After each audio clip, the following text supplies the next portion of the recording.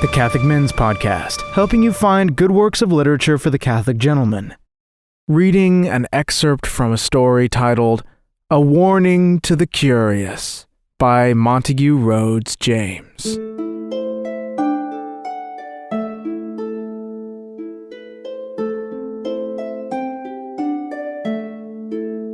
The place on the East Coast which the reader is asked to consider is Seaborough. It's not very different now from what I remember it to have been when I was a child. Marshes intersected by dikes to the south, recalling the early chapters of Great Expectations. Flat fields to the north, merging into heath, fir woods, and above all, gorse inland. A long seafront and a street, behind that a spacious church of flint, with a broad, solid western tower and a peal of 6 bells. But why do I encumber you with these commonplace details? The fact is that they come crowding to the point of the pencil when it begins to write of Seaborough. I should like to be sure that I had allowed the right ones to get onto the paper. But I forgot. I have not quite done with the word-painting business yet. Walk away from the sea and the town, past the station, and turn up the road on the right. It's a sandy road, parallel with the railway, and if you follow it, it climbs to somewhat higher ground. On your left is heath. On your right is a belt of old firs, wind-beaten, thick at the top, with the slope that old seaside trees have. Seen on the skyline from the train, they would tell you in an instant, if you didn't know it, that you were approaching a windy coast. Well, at the top of my little hill, a line of these firs strikes out and runs towards the sea, for there's a ridge that goes that way, and the ridge ends in a rather well-defined mound commanding the level fields of rough grass, and a little knot of fir trees crowns it. And here you may sit on a hot spring day, very well content to look at blue sea, white windmills, red cottages, bright green grass, church tower, and distant Martello Tower on the south. As I've said, I began to know Seaborough as a child, but a gap of a good many years separates my early knowledge from that which is more recent. Still, it keeps its place in my affections, and any tales of it that I pick up have an interest for me. One such tale is this one. It came to me in a place very remote from Seaborough, and quite accidentally, from a man whom I had been able to oblige, enough in his opinion to justify making me his confidant to this extent. "I know all that country more or less," he said. "I used to go to Seaborough pretty regularly for golf in the spring. I generally put up at the Bear with a friend, Henry Long it was. You knew him, perhaps?" "Slightly," I said, "and we used to take a sitting room and be very happy there.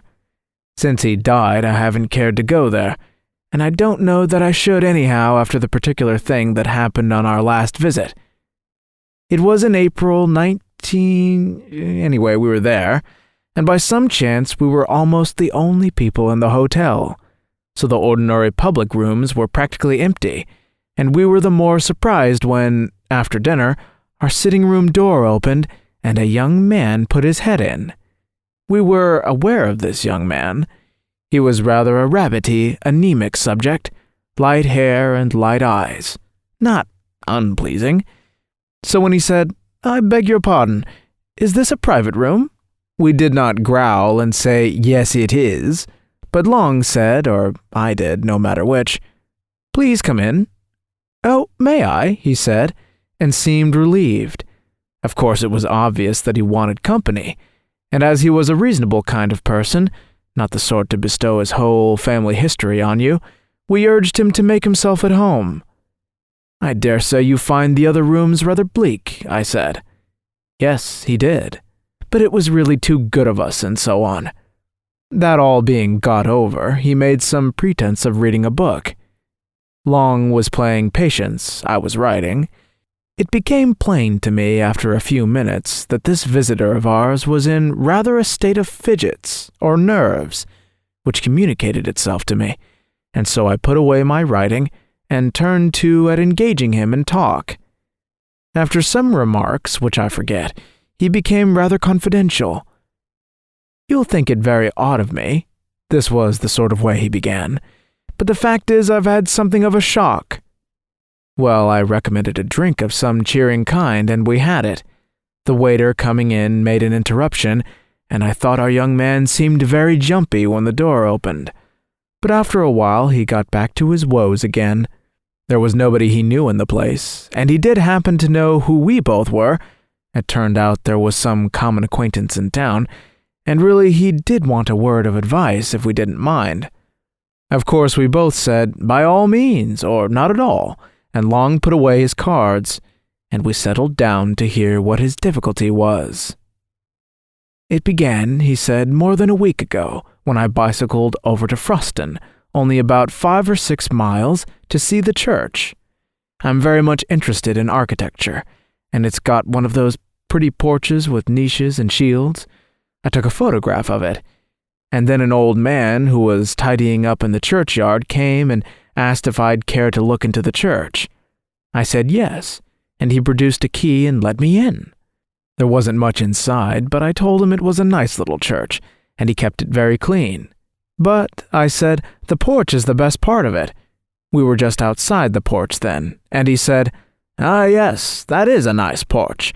And do you know, sir, what's the meaning of that coat of arms there?' It was the one with the 3 crowns, and though I'm not much of a herald, I was able to say yes, I thought it was the old arms of the kingdom of East Anglia." "That's right, sir," he said. "And do you know the meaning of them 3 crowns that's on it?" I said I'd no doubt it was known, but I couldn't recollect to have heard it myself.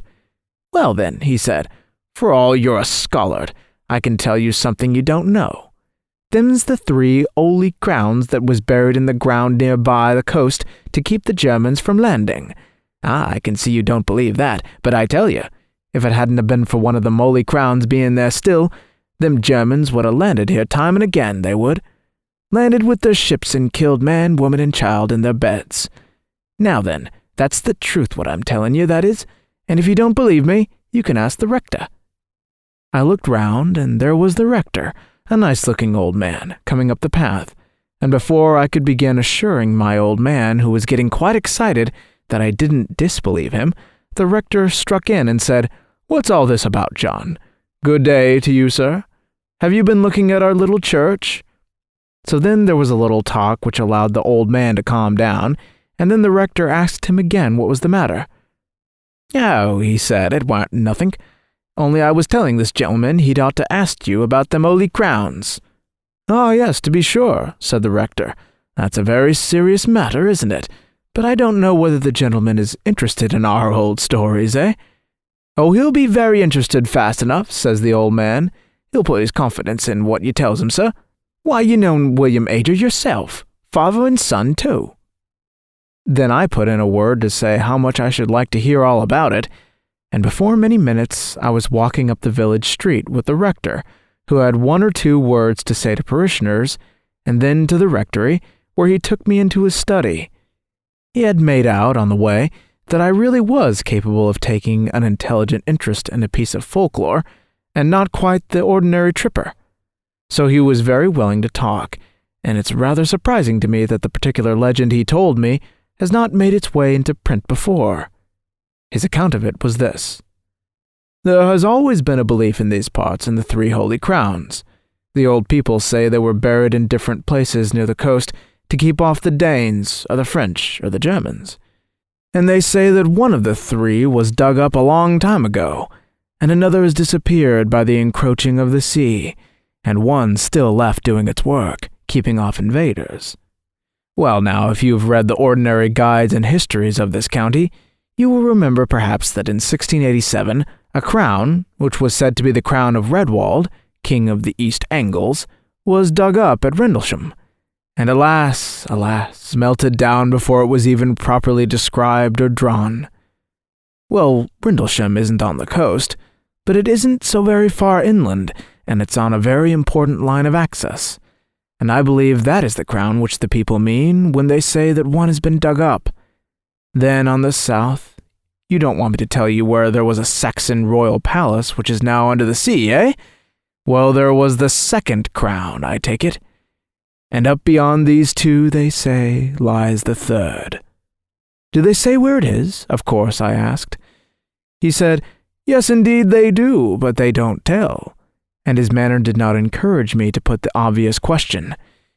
Instead of that, I waited a moment and said, "What did the old man mean when he said you knew William Ager, as if that had something to do with the crowns?" "Ah, to be sure," he said. "Now that's another curious story. These Agers. It's a very old name in these parts, but I can't find that they were ever people of quality, or big owners. These Agers say, or said, that their branch of the family were the guardians of the last crown. A certain old Nathaniel Ager was the first one I knew. I was born and brought up quite near here, and he, I believe, camped out at the place during the whole of the War of 1870.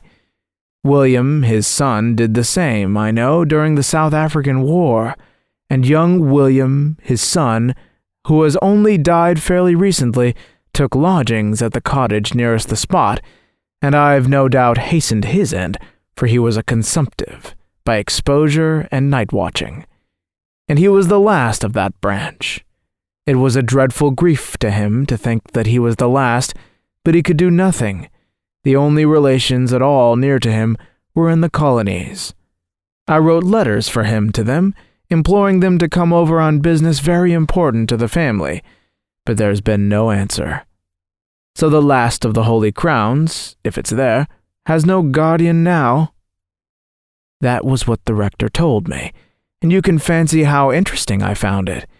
The only thing I could think of when I left him was how to hit upon the spot where the crown was supposed to be. Oh, I wished I'd left it alone. But there was a sort of fate in it, for as I bicycled back past the churchyard wall, my eye caught a fairly new gravestone, and on it was the name of William Ager. Of course, I got off and read it. It said, "Of this parish, died at Seaborough, aged 28. There it was, you see, a little judicious questioning in the right place, and I should at least find the cottage nearest the spot.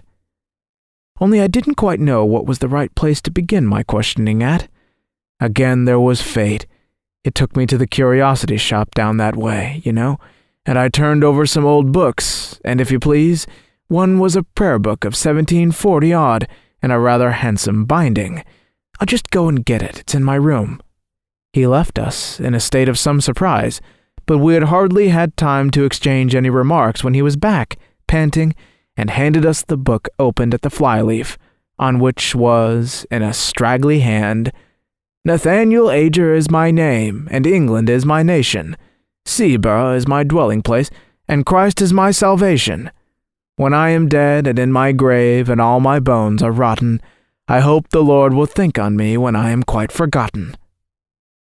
This poem was dated 1754, and there were many more entries of Agers, Nathaniel, Frederick, William, and so on, ending with the William, died aged 28. "You see," he said, "anybody would call it the greatest bit of luck. I did, but I don't now. Of course, I asked the shopman about William Ager, and of course he happened to remember that he lodged in a cottage in the North Field and died there. This was just chalking the road for me. I knew which the cottage must be. There is only one sizable one about there. The next thing was to scrape some sort of acquaintance with the people, and I took a walk that way at once. A dog did the business for me. He made at me so fiercely that they had to run out and beat him off, and then naturally begged my pardon, and we got into talk. I had only to bring up Ager's name, and pretend I knew or thought I knew something of him, and then the woman said how sad it was, him dying so young, and she was sure it came of him spending the night out of doors in the cold weather. Then I had to say, did he go out on the sea at night? And she said, oh no, it was on the hillcock yonder with the trees on it. And there I was. I know something about digging in these barrows. I've opened many of them in the down country, but that was with owner's leave, and in broad daylight, and with men to help. I had to prospect very carefully here before I put a spade in. I couldn't trench across the mound, and with those old firs growing there, I knew there would be awkward tree roots. Still, the soil was very light and sandy and easy, and there was a rabbit hole or so that might be developed into a sort of tunnel. The going out and coming back at odd hours to the hotel was going to be the awkward part. When I made up my mind about the way to excavate, I told the people that I was called away for a night, and I spent it out there. I made my tunnel.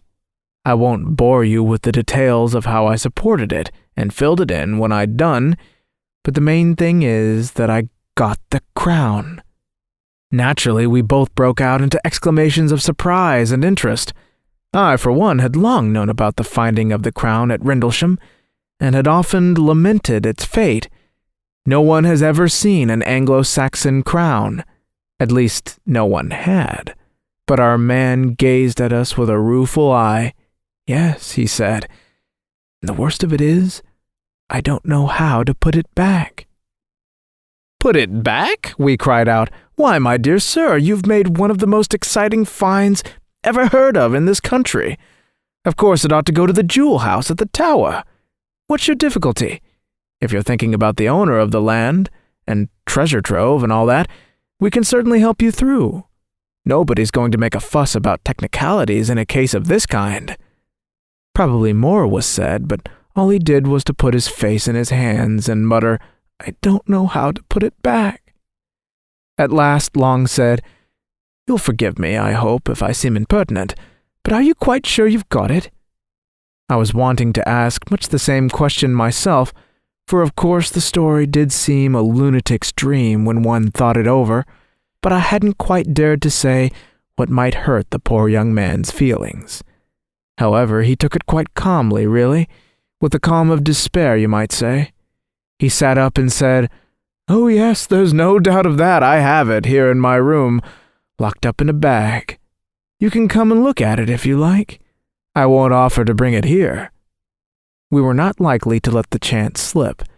We went with him. His room was only a few doors off. The Boots was just collecting shoes in the passage, or so we thought. Afterwards, we were not sure. Our visitor, his name was Paxton, was in a worse state of shivers than before, and went hurriedly into the room, and beckoned us after him, turned on the light, and shut the door carefully.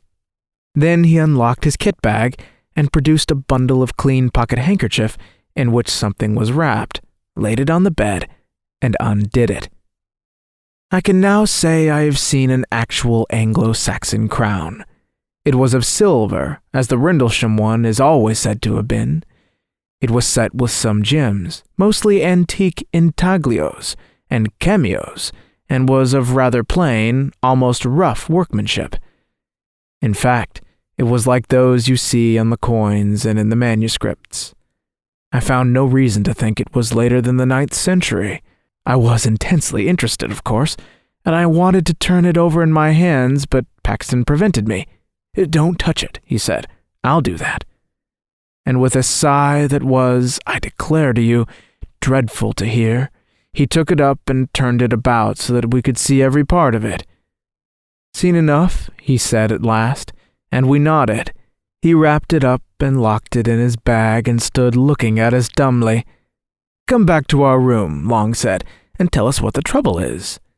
He thanked us and said, Will you go first and see if the coast is clear? That wasn't very intelligible, for our proceedings hadn't been, after all, very suspicious, and the hotel, as I said, was practically empty. However, we were beginning to have inklings of, we didn't know what, and anyhow, nerves are infectious.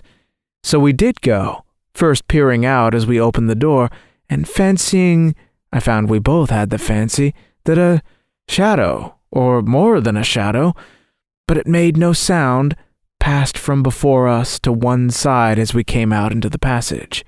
It's all right, we whispered to Paxton.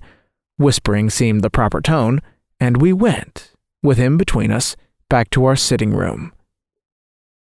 I was preparing, when we got there, to be ecstatic about the unique interest of what we had seen, but when I looked at Paxton, I saw that it would be terribly out of place, and I left it to him to begin. What is to be done? Was his opening. Long thought it right, as he explained to me afterwards, to be obtuse and said, Why not find out who the owner of the land is and inform— "Oh, no, Paxton broke in impatiently. "I beg your pardon. You've been very kind, but don't you see it's got to go back? And I daren't be there at night, and daytime's impossible. Perhaps, though, you don't see. Well then, the truth is that I've never been alone since I touched it." I was beginning some fairly stupid comment, but Long caught my eye, and I stopped. Long said, "I think I do see, perhaps. But wouldn't it be a relief to tell us a little more clearly what the situation is?" Then it all came out. Paxton looked over his shoulder and beckoned to us to come nearer to him and began speaking in a low voice. We listened most intently, of course, and compared notes afterwards, and I wrote down our version, so I'm confident I have what he told us, almost word for word. He said, "It began when I was first prospecting and put me off again and again. There was always somebody, a man, standing by one of the firs. This was in daylight, you know. He was never in front of me.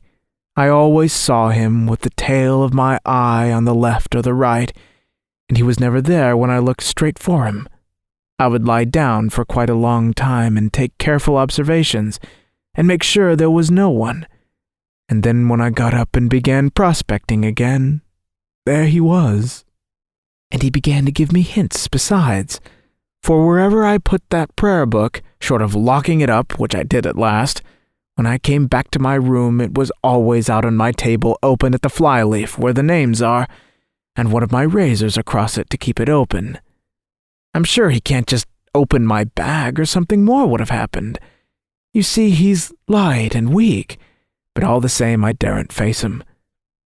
Well then, when I was making the tunnel, of course it was worse, and if I hadn't been so keen I should have dropped the whole thing and run. It was like someone scraping at my back all the time.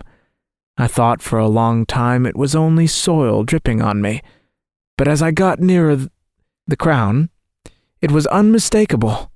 And when I actually laid it bare and got my fingers into the ring of it and pulled it out, there came a sort of cry behind me.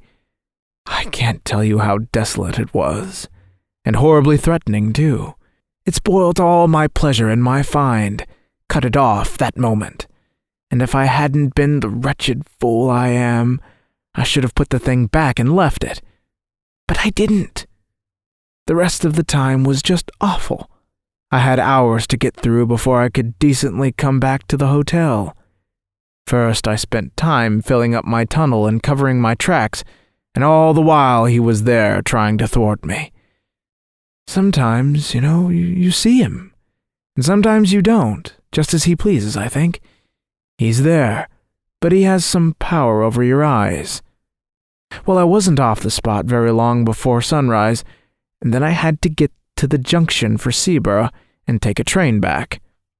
And though it was daylight fairly soon, I don't know if that made it much better. There were always hedges or gorse bushes or park fences along the road, some sort of cover, I mean, and I was never easy for a second. And then when I began to meet people going to work, they always looked behind me very strangely. It might have been that they were surprised at seeing anyone so early. But I didn't think it was only that, and I don't now. They didn't look exactly at me. And the porter at the train was like that too. And the guard held open the door after I'd got into the carriage, just as he would if there were somebody else coming in. "Oh, you may be very sure it wasn't my fancy," he said with a dull sort of laugh. Then he went on, "And even if I do get it put back, he won't forgive me, I can tell you that. And I was so happy a fortnight ago." He dropped into a chair, and I believe he began to cry. We didn't know what to say, but we felt we must come to the rescue somehow. And so, it really seemed the only thing, we said if he was so set on putting the crown back in its place, we would help him. And I must say that after what we had heard, it did seem the right thing.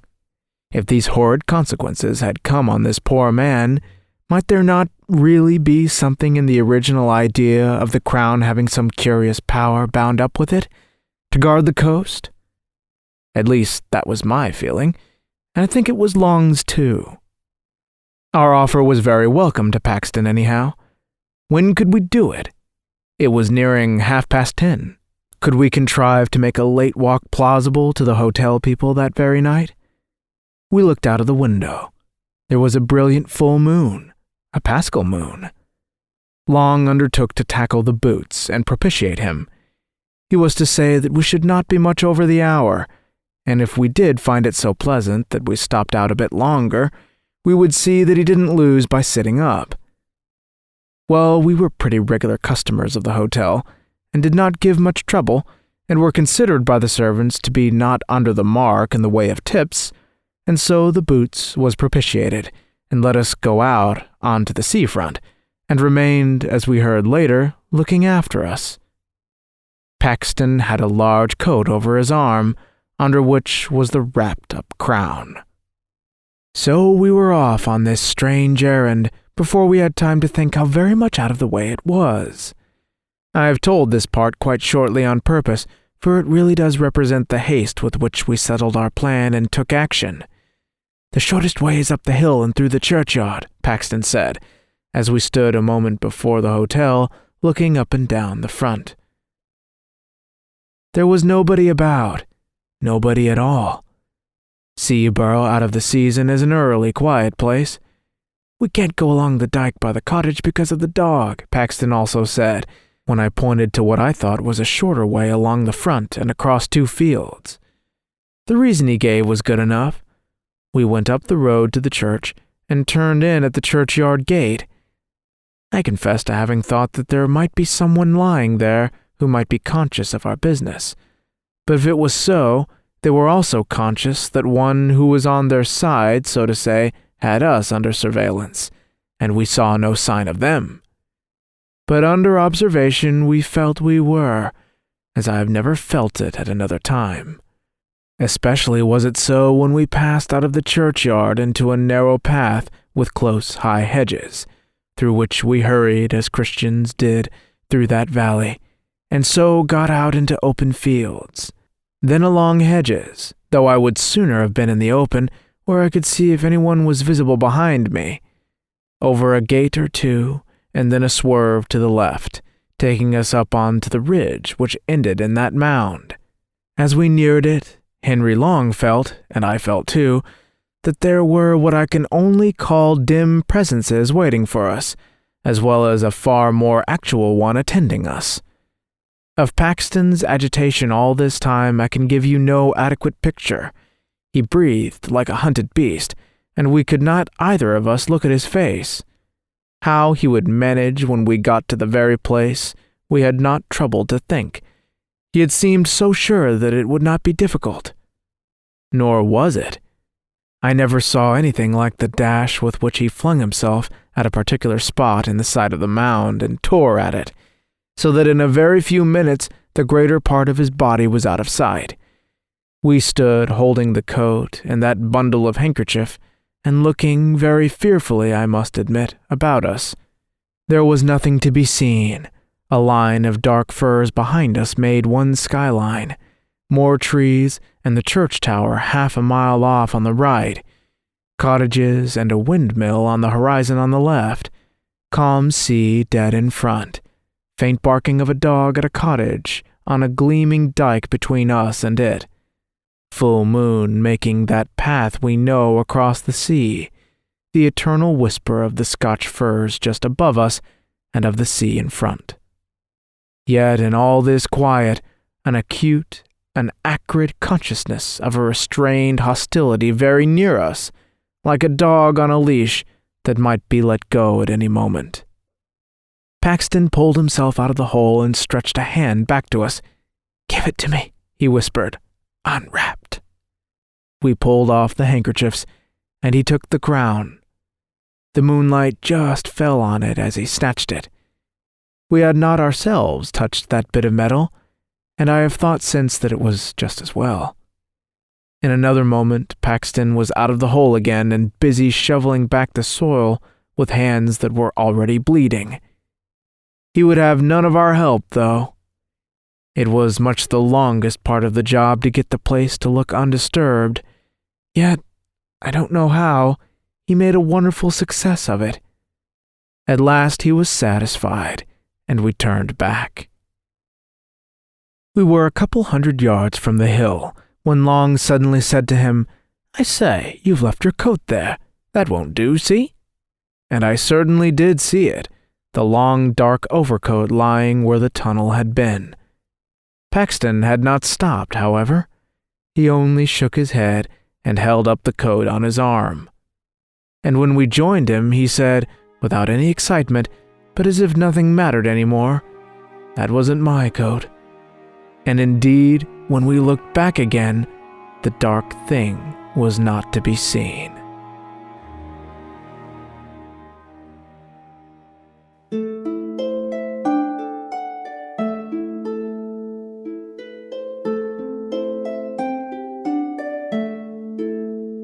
Thank you so much for listening, and Godspeed.